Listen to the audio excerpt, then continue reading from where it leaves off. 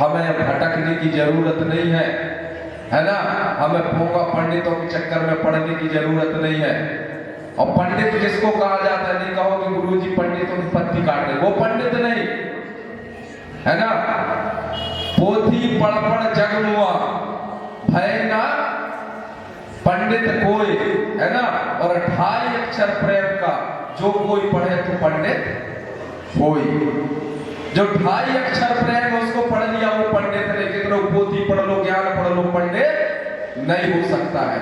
अब बताइए वो 28 अक्षर में कितनी बड़ी ताकत है। प्रेम में ताकत है कि नहीं, है ना। अगर आपका और हमारा प्रेम है तब तो आप लोग आए हो। अगर आपके और हमारे बीच में प्रेम नहीं होता तो कोई अपने सुनने कोई नहीं आता। ठीक है ना। तो अब नर्मदा समझ गए, नर्मदा। अब हमको हमारे माता पिता और सास ससुर की सेवा करनी है, ठीक है ना। और कहीं जाने की जरूरत नहीं है। कल में एक दोहा भी बोला था कि गंगा गोमती खूब नहाए गए ना मन का मैल, है ना। हमारी माताएं बहनें, हमारे भैया लोग नर्मदा जाते हैं नहाने के लिए और संध्या के आए थोड़ी हो जाए, अब तो नर्मदा नहाना है, अब तो सबरे पाप छूट गए हैं, है ना।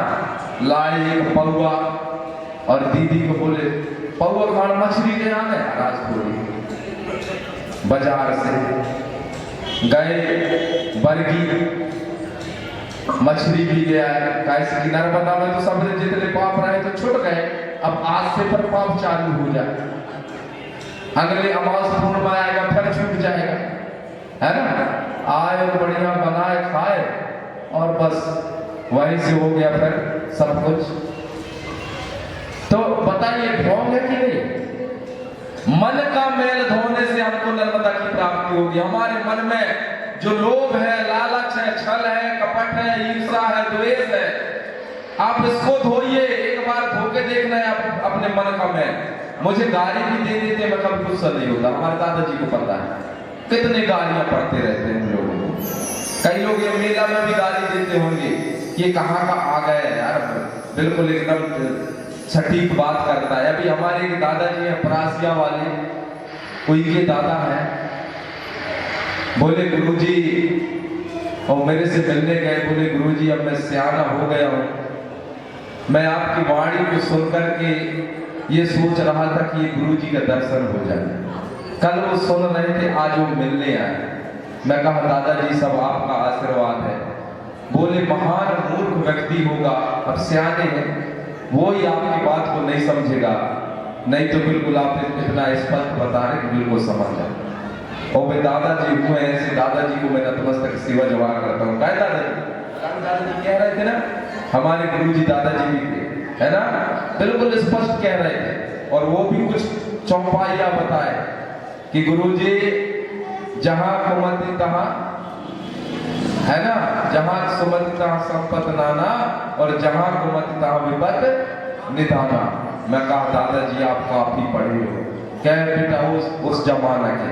मैं कहा एक और पढ़े हो, विप्र गुण ही ना पढ़े हो। बता अब पढ़े हो लेकिन ध्यान नहीं है क्या। मैं बताओ, मतलब सियानों को पता है कि जहां सलाह है, जहां संगठन है वहां संपत्ति, और जहां सलाह नहीं है, संगठन नहीं है, वहां संपत्ति नहीं रह सकती। चाहे आप कितने भगवान की पूजा कर ले, चाहे इस तरफ वाली कर लो, चाहे इस तरफ वाली, इस तरफ चारों तरफ की कर लो, अगर हमारे की सलाह नहीं है, हमारे में सुमति नहीं है, तो हमको जो है संपत्ति मिलने वाला नहीं है। और विदेशी चतुर चालाक लोगों ने ये किया है हमारे समाज के साथ में।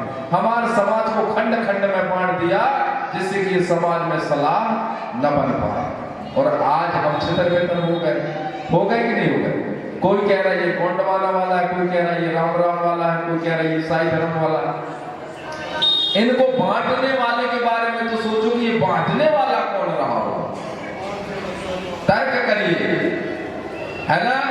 आज स्थिति ये हमारे इस देश में, एक इस तरफ मोहकर की पूजा कर रहा है, एक इस तरफ मोहकर की पूजा कर रहा है। मुसलमान भाई पश्चिम की ओर मोह करता है ना, हिंदू भाई पूरब की ओर करता है, एक दक्षिण की तरफ कर रहा है, एक उत्तर की ओर कर रहा है।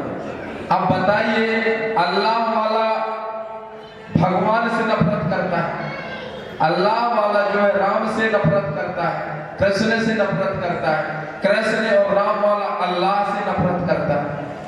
और जबकि इंसान इंसान है कि नहीं, है ना? कोई मंदिर नहीं जाता तो कोई गिरजाघर नहीं जाता, कोई गुरुद्वारा नहीं जाता, कोई है तो मंदिर नहीं जाता, मंदिर वाला मस्जिद में नहीं जाता, मस्जिद वाला मंदिर में नहीं जाता, गुरुद्वारा वाला गिरजाघर में नहीं जाता और गिरजाघर वाला गुरुद्वारा नहीं जाता। अब चारों में लड़ाई है कि नहीं? क्यों लड़ाई चल रही है? अज्ञानता के कारण। किसके कारण? अज्ञानता के कारण। इन चारों की लड़ाई को हमारे कुपार बाबा ने झंझट को मिटा दिया।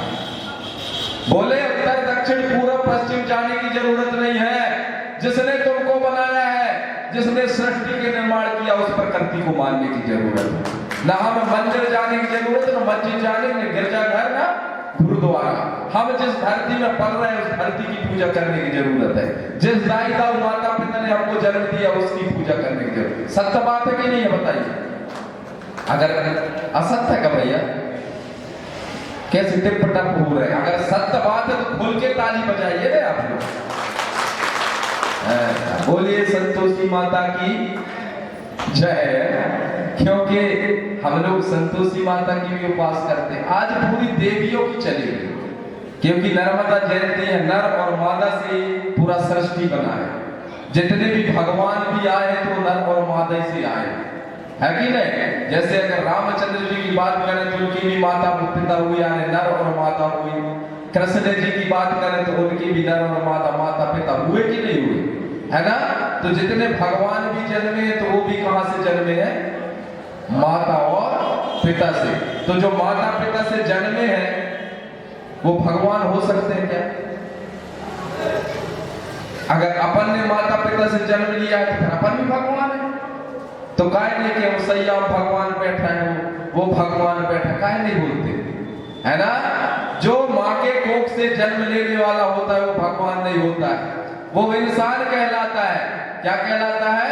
इंसान। और इंसान का फर्ज है कि इस जीवन में आए तो हमें सत्कर्म करना चाहिए, कुकर्म नहीं करना चाहिए। कुकर्म करने वाला शैतान होता है। कौन होता है? शैतान। जो जितने भी कुकर्म करने वाले वो सब शैतान है। तो बताइए, प्रकृति ने कभी किसी के साथ भेदभाव नहीं किया, नर्मदा ने किसी के साथ में भेदभाव नहीं किया, तो हमें भी भेदभाव करने की जरूरत नहीं है। बिल्कुल मत करिए। अगर जीवन को सफल सुबल बनाना चाहते हैं, मेरे गुरु ने कहा, और मुझे जो है, मैं जब गुरु के मार्ग पर चला, उनके बताए, मेरे माता पिता, मेरे पुरखा से आनों की बातों को अनुसरण किया, तो मैं कुपाच से सुपाच बन गया। कैसे? कुपाच से सुपाच। हमारे सियान बोलते ना, पूत पैदा हो जाए चलेगा, लेकिन कुपूत पैदा नहीं होना चाहिए। नहीं, कितना भी धन दौलत हो, अगर कुपूत पैदा हो गया तो धन को बर्बाद कर देगा, है ना?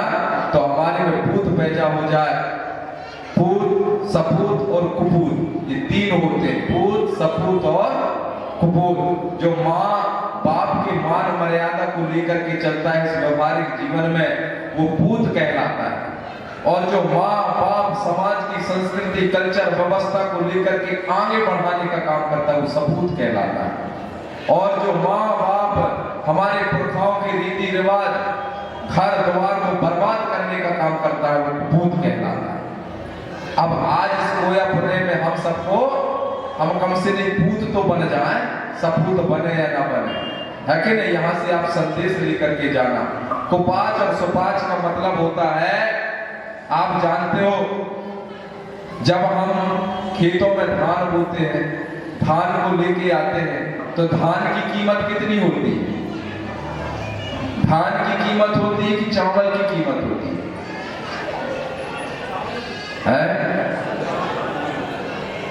धान की कि चावल की? चावल की ना, धान की। अच्छा, 1 किलो धान बेच के और 1 किलो चावल कौन का रेट ज्यादा है? चावल का होगा ना?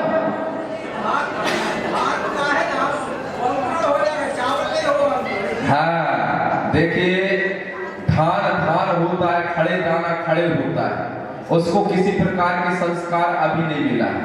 जब वो धान चक्की में जाता है, मंडी में जाता है, या फिर बड़े बड़े जो लगे रहते हैं, है ना, मील में जाता है, तो जो उस धान में जो खराब गुड़ रहता है, पकला होता है, वो अलग हो जाता है और वहां पर चावल बन जाता है। वो चावल को जब हम मार्केट में बेचते हैं तो चावल का कीमत बढ़ जाता है। इसी प्रकार से चावल जैसे कुपास से सुपाच बना, जब तक हमारे जीवन में अंधकार रहेगा, अवगुण रहेंगे, तब तक हम कुपाच रहेंगे।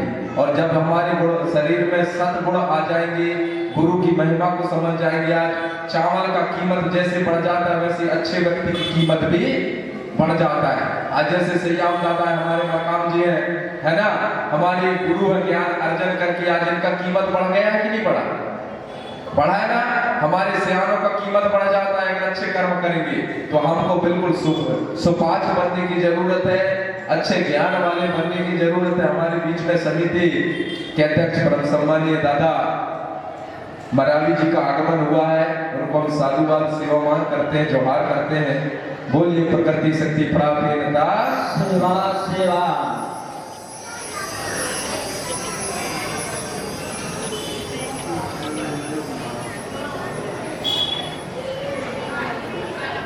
और हमारे दादाजी के लिए उनके सम्मान में थोड़ी जोरदार आप लोग थपोड़ी बजा करके सम्मान करेंगे।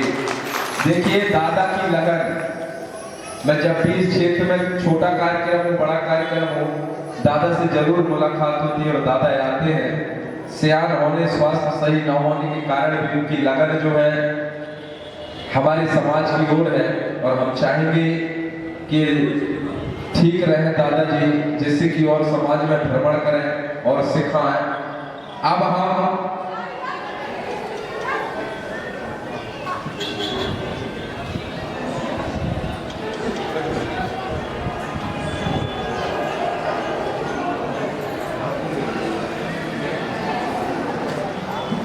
गढ़ तो पता होंगे, है ना, है जैसे हमारे सैयाम दादाजी हैं। कौन सा गढ़ दादाजी आप लोग का? हमारे सैयाम दादा लोग गढ़ बांका गढ़ है ना, कि देवगढ़। सबको अपने अपने गढ़ पता होना चाहिए।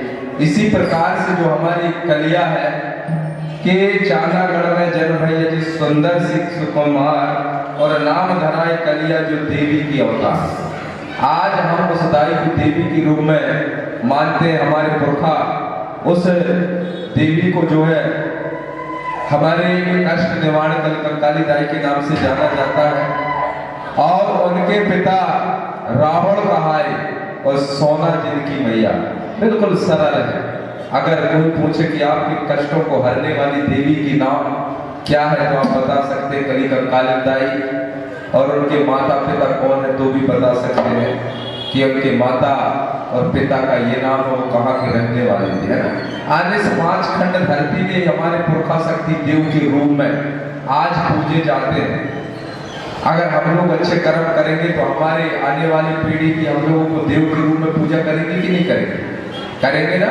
जैसे आज कुपार बाबा, वो भी एक राजा था, राजकुमार था, लेकिन आज हमारे आदि गुरु बनने के कारण, हमारे प्रेरणा सूत्र बनने के कारण आज हमारे गौड़िया समझाए कि रग रग में बसा हुआ है। इसी प्रकार बाबा साहब भीमराव अम्बेडकर, जिन्होंने संविधान को लिखने के लिए, ये जो बाबा है इनके पास खाने पीने के लिए कुछ भी नहीं था, इतनी गरीब परिस्थिति की थी, बताइए। जब भारत का संविधान लिखना था, इनको जाना था, साइमन कमीशन इनको बुलाया कि गोलमेज सम्मेलन में आप आइए। तो जब बाबा ये डॉक्टर अम्बेडकर जब ये गोलमेज सम्मेलन में जा रहे थे तो इनके तीसरे नंबर का बच्चा खत्म हो जाता है। कितने नंबर का? तीसरे नंबर का बच्चा इनके। तो जो इनकी घरवाली थी, पत्नी थी रमाबाई, कहती है बाबा अब आप वहां संविधान लिखने के लिए सभा में जा रहे हैं और यहाँ आपका बालक खत्म हो गया। बोले रमाबाई, अगर आज मैं नहीं गया तो यहाँ तो एक बच्चा खत्म हुआ है, मेरे से देश के करोड़ों बच्चा खत्म हो जाएगा। बोले इसका इंतजाम, इसका मिट्टी संस्कार आप कर देना, लेकिन मुझे गोलमेज सम्मेलन में जाना बहुत जरूरी है। रमाबाई की आंखों से आंसू आ गया कि बताइए अपने खून को छोड़ करके जा रहे, लेकिन उसकी क्या मजबूरी रही होगी बताइए। अब उनके पास कफन के लिए कपड़ा नहीं था, ये जो महापुरुष है इनके पास कफन के लिए कपड़ा नहीं था। रमाबाई बोली कि बाबा इसको कफन कैसा किया जाए, तो बोले अपने जो साड़ी है, साड़ी के पल्लू को फाड़ करके और रमाबाई उसके कफन बना करके और उसका मिट्टी संस्कार करती है। अब बताइए इससे बड़ा भगवान कौन हो सकता है, जो अपने बच्चे को छोड़ करके वहां वो मृत अवस्था में उसका लाश पड़ा हुआ है और वो कहां जा रहे हैं, ये समाज की रक्षा के लिए। तो कई लोग ना समझ ना बुद्धि वाले लोग क्या बोलते हैं, तो हरिजनों का भगवान है। किसका है? हरिजनों का, एससी समाज का है। यहां भी समाजवाद आ गया, यहां भी बांट दिए, जबकि इसने एससी के लिए नहीं, भारत में रहने वाले चाहे एसटी हो, एससी हो, ओबीसी हो, माइनॉरिटी हो, सवर्ण हो, सबके लिए कानून बना दिया कि आप सबको मैं कानून लिख करके और समानता का अधिकार दिलवा के रहूंगा। बताइए कितनी बड़ी त्याग तपस्या। और आज उस बाबा की बदौलत हमको सब कुछ मिल गया, घर मिल गया, खेती मिल गया, बाड़ी मिल गया, बड़ी बड़ी पद मिल गया, प्रतिष्ठा मिल गया, सम्मान मिल गया, है ना, बच्चे मिल गए, पत्नी मिल गया, टीवी मिल गया, बीवी मिल गया, सब मिल गया, है ना, लेकिन ज्ञान नहीं मिला, क्योंकि हमने संविधान का अध्ययन किए ही नहीं। आज जो हमारी माता बहनें बैठी हुई है, भैया लोग बैठे हुए हैं, मैं यहाँ आज बोल पा रहा हूँ, किस बाबा की ताकत है, किसकी ताकत है? इस बाबा की। अगर संविधान में आर्टिकल 13(3) का, आर्टिकल 13(3) का, हमारे भाई लोग ध्यान से देना, माता बहने, आर्टिकल 13(3) का में स्पष्ट लिखा हुआ है कि आदिवासी जो होते हैं इस देश के मूल निवासी, जल जंगल जमीन के मालिक, उनको कोई नहीं हटा सकता। 13(3) का में स्पष्ट लिखा हुआ है, जिसको हम लोग पारंपरिक रूढ़ी प्रथा कहते हैं। क्या बोलते हैं? पारंपरिक रूढ़ी प्रथा, और इंग्लिश में उसको कस्टमरी लॉ कहा जाता है। आने इस देश की कस्टम व्यवस्था को मानने के लिए जो नियम बना है, लाया ने नियम। हमारे लोग कानून पढ़ते ना, ला पढ़ के कोई वो बन जाता है, वकील बनता है, बैरिस्टर बनता है, जितना बड़ा कानून दे दिया है हमको, बताइए कोई नहीं हटा सकता, है ना। और अनुच्छेद 19(5) में हमें बोलने का अधिकार। जैसे बाबा का एक बार सेवा मान करेंगे, डॉक्टर बाबा भीमराव अम्बेडकर सेवा। हाँ, तो अब आते हैं हम चांदागढ़ में, और आज कौन गढ़ में बैठे, इसको क्या बोला जाता है? इस स्थान को पुराना पानी थाना। इस पे मैंने शाम के चिंतन किया, जिससे आगे कौन सा गांव है? मढ़ा पाटा, फिर सिहोरा, जमुनिया और क्योंलालिया, से 4 गांव का है ना। तो मेरे को ये एहसास हुआ है गांवों का नाम कि वहां किसी न किसी पुरखाओं का मठ रहा होगा, मढ़ा, है ना। तो वहां से जो वीर पाठ आकर के, और ये जमुनिया के क्या बोलते हैं, सरहद में शायद जाम हो गए होंगे, वहां से वीर पाठ निकले होंगे, कोई गढ़ के पुरखा और यहाँ आके जाम हो गए होंगे, और फिर यहाँ से जब उनको यहाँ वहां जाना रहा होगा तो सिहोरा साइड जाके ऐसा लगता है धीरे धीरे से आ गए होंगे, है ना, मतलब नाम से नहीं लगता, वहां से निकले यहाँ आके। तो या उन जितने हमारे जो पुरखा रहे होंगे, शक्तियां रहे होंगे, उनका यहाँ कोई ना कोई बहुत बड़ा गढ़ रहा होगा, थाना रहा होगा। अब थाना भी अपने लोग कहते हैं ना, कोई ना कोई ऐसा पुराना स्थान रहा होगा, इसलिए आप लोग उसको पुराना पानी थाना के नाम से, ये जैसा इतिहास होगा। मतलब मैंने चिंतन किया, मढ़ा, पाठा, सिहोरा, जमुनिया, तो ऐसा हमारे जितने भी जो नाम हैं वो हमारे से यहाँ तर्क करके रखते थे कि नहीं रखते थे, है ना। तो हमारे इसी प्रकार से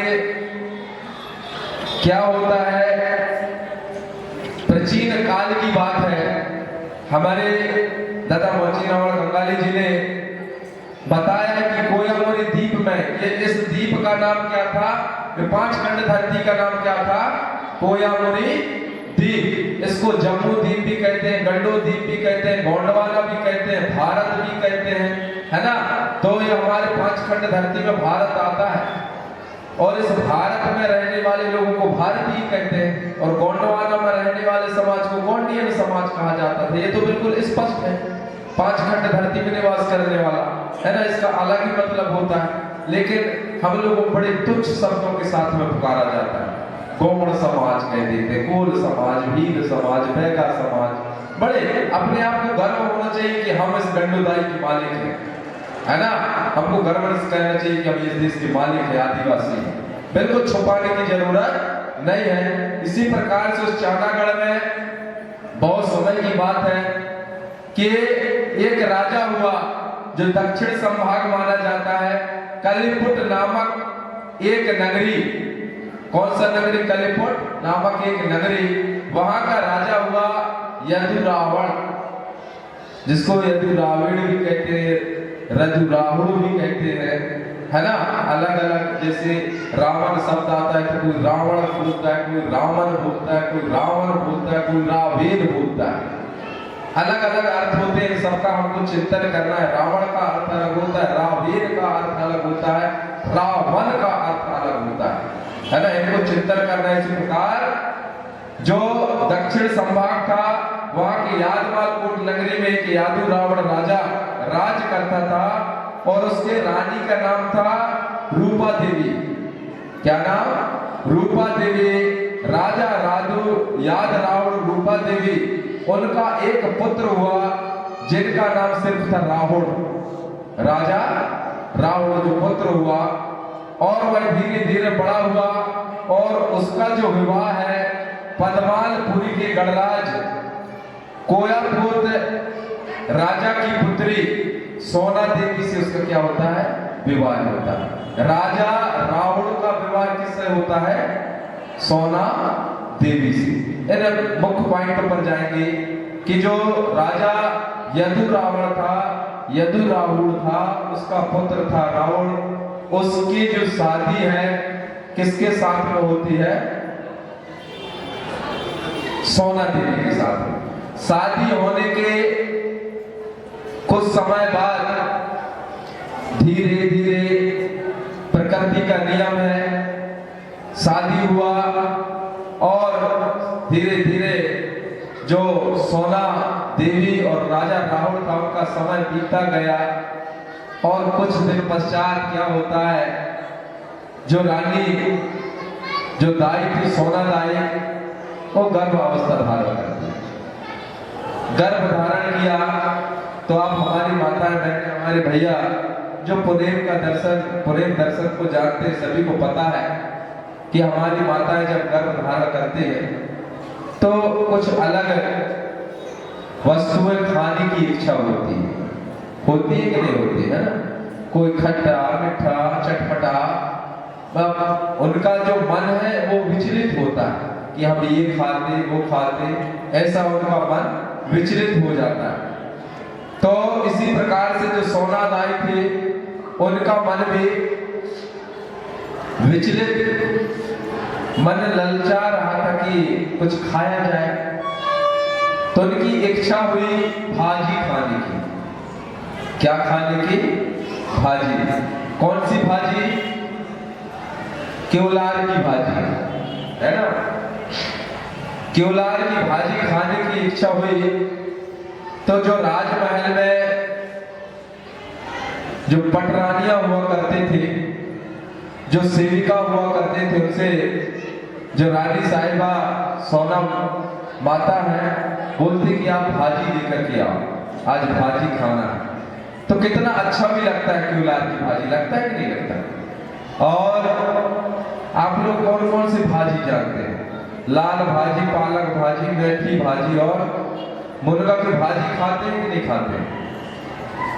मुनगा भाजी खाते हो दीदी लोग? मुनगा भाजी खाते हो आप लोग? क्योलार भाजी तो हमारा समाज खाता है। और विज्ञान ने खोज किया सब भाजियों में, मुनगा, क्योलार, चना, मेथी, हरी मेथी और लाल भाजी और जितने प्रकार की भाजी होते हैं, तो सबसे ज्यादा प्रोटीन्स, विटामिन्स मुनगा भाजी पाया जाता है। किसमें? मुनगा भाजी सबसे ज्यादा। इसी प्रकार फल फूलों को देखा जाए तो सबसे ज्यादा ताकत जो होता है महुआ के फूल को होता है नहीं होता? ये हमारे सियानों ने खोज किया। तो इसी प्रकार से हमारे जो सोना दाई थी उनकी इच्छा क्योलार भाजी खाने की हुई। और जब जो सेविकाएं थी भाजी लेकर के आए, बढ़िया बनाए, खाए। अब उनका दिन प्रतिदिन समय बढ़ता जा रहा था। फिर एक दिन उन्होंने जिद किया कि और खाया जाए। राजा साहब से बोले कि सेवकाओं को बुलाइए, आज हम भाजी के लिए फिर से भेजेंगे। तो राजा साहब बोले अभी आपका स्वास्थ्य सही नहीं है ना, अब आपको कुछ अच्छी चीज खाना चाहिए। तो बोले नहीं, हमको खाना है या फिर आप ही लेके आओ। जिद बहुत बेकार होती है। तो सोना दाई मानने के लिए तैयार नहीं हुई, तो कुछ सेविकाओं को भेज दिए। सेविकाएं गए, उस दिन उनको भाजी नहीं मिला। अब रोज रोज खोट के लाएंगे तो कुछ बचेगा क्या? नहीं बचेगा। उनको भाजी नहीं मिला। तब सोना दाई को आकर के बताते हैं कि आज भाजी नहीं मिला है। तो सोना दाई रुष्ट हो जाता है, और गर्भ अवस्था में जब रहते हैं तो आप भी जानते हो चिड़चिड़ापन हो जाता है। होता है कि नहीं होता है ना? तो हमें जब हम गर्भ अवस्था में हमारी माताएं बहनें रहे तो कभी चिड़चिड़ापन नहीं होना चाहिए, और हमारे भैया लोगों की जो भी इच्छाएं उनकी पूर्ति करना चाहिए। नहीं, उसका जो प्रभाव है जो उस कोख में पल रहा संतान पर पड़ता है। और मैं हमेशा समाज से मेरा आग्रह रहता है, अर्जी रहता है माताएं बहनें से कि जब आप गर्भ धारण करें तो नशा मुक्त रहें। आजकल बहुत बड़ा प्रचलन है हमारे बीच में। परम सम्मानीय जो हमारे भूमिका गुरु हैं और पुणे में हमारा सहयोग प्रदान करते हैं, पुट्टी गुरु जी नौकरी छोड़ करके हमेशा इस समाज के काम में अपना पूरा तन मन और लगन से हमारा सहयोग प्रदान करने वाले ऐसे हमारे परम सम्मानीय जो गुरुजी पुट्टी गुरुजी, उनको साधुवाद सेवामान करता हूँ। और आप लोगों की सम्मान में एक बार थप्पड़ी बजा देंगे।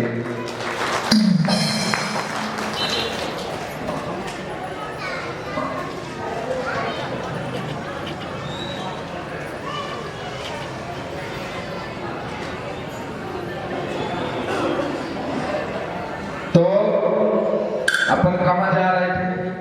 बरगी बाजार में है कि पुराना पानी थाना में? पुराना पानी। चलिए, बहुत बहुत धन्यवाद। कम से कम सुन तो रहे हैं, है ना? हम सोचे कि कोई मेला न चले गए हो, क्योंकि बन चंगा और कठौती में गंगा, कहते ना, मन चंगा कठौती में गंगा।